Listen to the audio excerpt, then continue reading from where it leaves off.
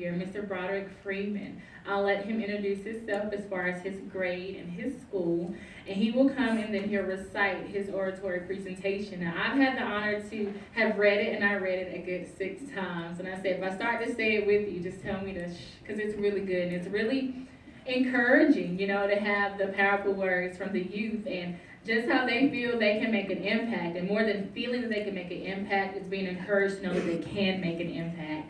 So again, this is going to be Mr. Broderick Freeman, and he will introduce himself, and then we will hear his speech, his entry into Building a Better America oratory presentation. And it was a lot of different speeches, a lot of different entries, I will say, that I received, and I selected quite a few. And so it is an honor to have him here, and if you would just welcome him with a round of applause.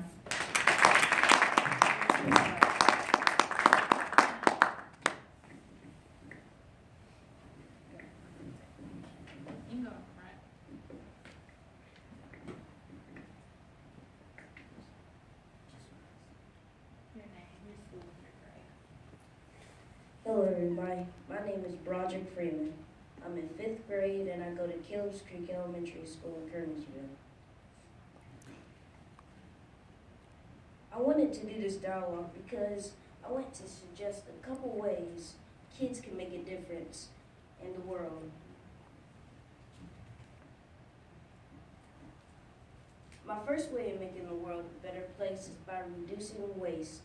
Some kids waste in a lot of ways, such as food, energy, and time. There are kids that waste food by just throwing it away instead of saving it for the next day, or they take more than they can eat. Some kids waste by leaving a charger or their DS or an electronic device into the wall. And they leave many lights on in their room when they're not there. Instead of probably using a lamp or opening the lights, opening the curtains,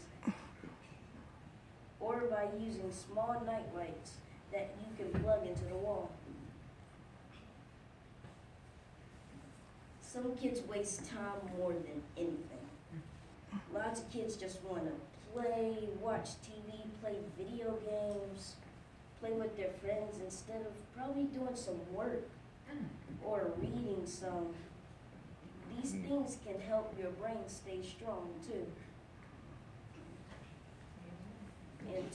And talking about your brain becoming stronger goes into my next subject about another way kids can make a difference in the world is by taking their education seriously.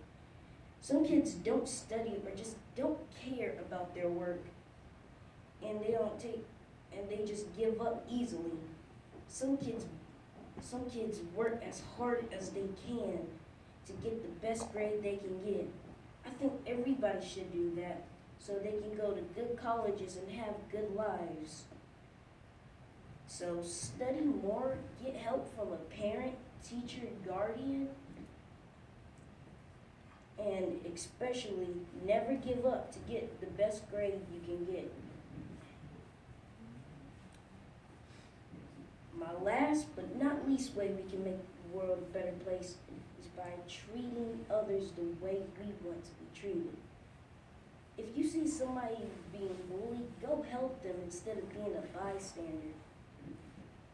And if you see someone on the side just by themselves, lonely, invite them to go play in your game and teach them how to play. Pick them up when they fall, and congratulate all on a game well played. We have to be more compassionate and thoughtful towards others.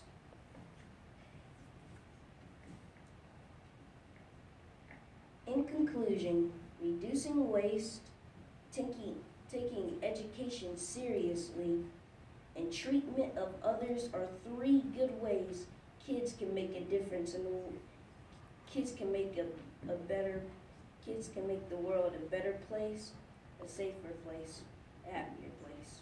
Thank you for your time.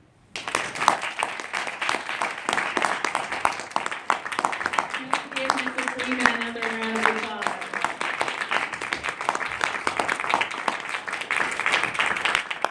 Very good. ask you a couple of questions. So, why was it important for you to enter this oratory presentation? I just had a lot of ways because I watch a lot of history and I watch a lot of African Americans, and I just wanted to, and I see most adults trying to do so. Well, the kids can also make a difference in the world too. What do you want to do? What do you want to be when you grow up? I want to be a professor, math professor, or some education. You're definitely there. So what do you like to do in your free time? Do you have any hobbies? I like to draw a lot of times, and I probably like to do some math questions or play some football, basketball, maybe.